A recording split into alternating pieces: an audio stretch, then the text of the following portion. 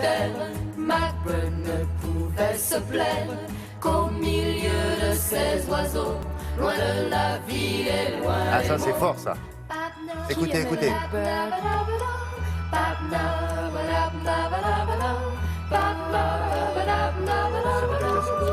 Ça c'est difficile ça. Alors là, moi, je donne ma langue. Mais en plus, non, ce qui est d'autant plus difficile, c'est que je vous dis, qui sont-ils? Ça va pas vous aider non plus. Bon, c'est un Si je vous film. dis, non, les Roche-Martin. Oui, bien sûr. Bah, les Roche-Martin, François Bernheim et les deux sœurs Sanson. Yes. Violaine et Véronique Sanson. Bravo. Waouh, C'est fort, hein. la classe. C'est fort. C'est une Bible, hein. Ouais, C'est ouais. tout. Hein. Bon, alors Victor, Victor pourquoi est-ce que Olivia de Lamberterie a choisi de parler de Victor Hugo, ce jeune auteur extrêmement moderne? Parce qu'il y a des gens qui l'interprètent, si j'ose dire, et qui l'interprètent plutôt bien. Oui, et parce qu'il va être le héros de l'été. Souvenez-vous, il y a 3 ans, grâce, entre autres, évidemment, à Télématin, le héros de l'été n'était ni Guillaume Musso, ni Marc Lévy, c'était Montaigne. Ah oui. Montaigne, carton best-seller, grâce à un petit livre d'Antoine Compagnon qui s'appelait Un été avec Montaigne.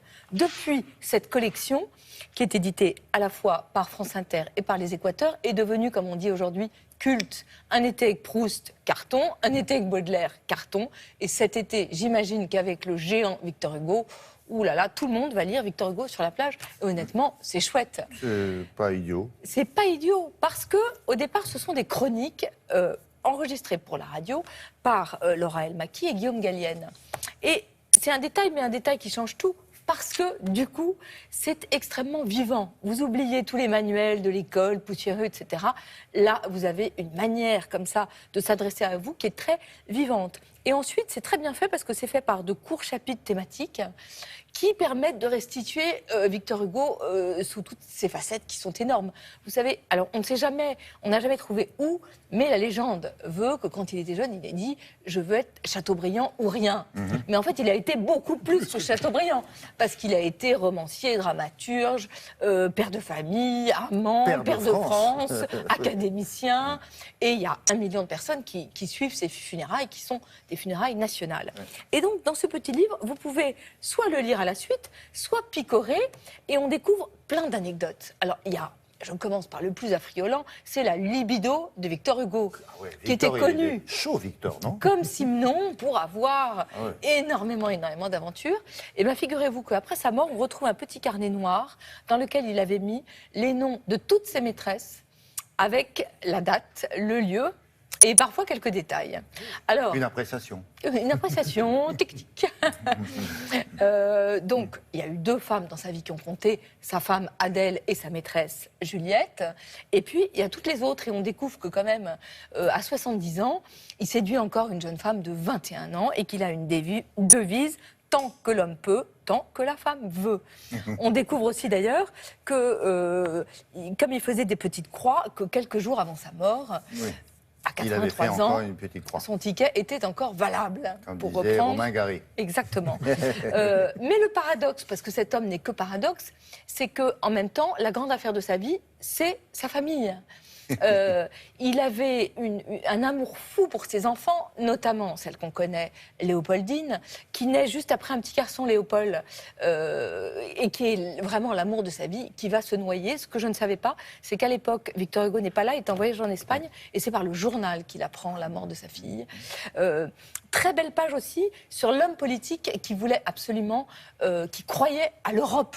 Je trouvais qu'en ce moment, avec le Brexit, il y avait des pages absolument formidables sur l'Europe. Et puis évidemment, il y a l'œuvre. Oui, non, mais c'est ça. Il faut bien expliquer que ce n'est pas un livre didactique, et exclusivement si vous avez l'intention de faire des études littéraires. C'est des textes lus par Gallienne. Absolument. Et on vous apprend des choses. Qui raconte l'homme, vous apprenez des choses et en même temps, c'est vraiment extrêmement accessible. Bien, parallèlement, je reçois au journal Notre-Dame de Paris. Alors, Notre-Dame de Paris, chef-d'œuvre de Victor Hugo. Sauf que là, je le reçois dans une édition que j'aime beaucoup, les éditions des Saint-Pères. C'est le fac-similé. Regardez, c'est un énorme coffret parce que l'œuvre est énorme. C'est le fac-similé du manuscrit de Victor Hugo. Alors, vous voyez son écriture, il laisse comme ça des grandes marges à gauche afin de pouvoir faire des corrections ou des rajouts. Mais en même temps, c'est absolument sidérant. Et des dessins, probablement. Et des dessins. C'est écrit vraiment au fil de la plume. Alors, dans une petite introduction, on nous explique qu'il commence en 1830.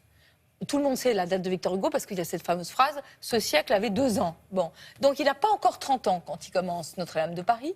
Alors il dit que malheureusement, il est interrompu par la Révolution de juillet et par la naissance de sa fille. Et vous savez quand est-ce qu'il finit? En janvier 31. C'est-à-dire qu'en fait, il écrit Notre-Dame de Paris en même pas 6 mois. Bon, alors c'est bonheur de le retrouver parce que je trouve que c'est le condensé de Victor Hugo, l'idéal fraternel, la fascination pour la laideur avec Quasimodo. Et pour la beauté. Pour la beauté avec Esmeralda. Alors, chez Victor Hugo, la beauté est souvent sacrifiée. Tout le monde l'aime, tout le monde la désire, mais enfin, elle finit quand même pendue en place publique, la malheureuse. C'est fascinant et j'adore cette maison d'édition. Vous pouvez les commander sur le site de la maison d'édition, Édition des Saints-Pères, évidemment sur les sites Amazon, mais aussi le commander à votre libraire. Vous avez le texte écrit par Victor Hugo, puis le texte imprimé normal à côté ou... Que le texte écrit par Victor Hugo. Ah, d'accord. Ils ont comme ça publié Alice au Pays des Merveilles. C'est parfaitement lisible. Ah oui. Il écrivait alors moi j'ai clair. des frissons, mais quand je lis ça, vous avez l'impression que vous-même vous pouvez être bibliophile pour vraiment une somme tout à fait raisonnable. Oui, parce que ça, le vrai... non, n'y pensez même pas à acheter le... Il a tout légué à la Bibliothèque nationale. Eh ouais. Grand seigneur. Bon, voilà, merci beaucoup. Dans quelques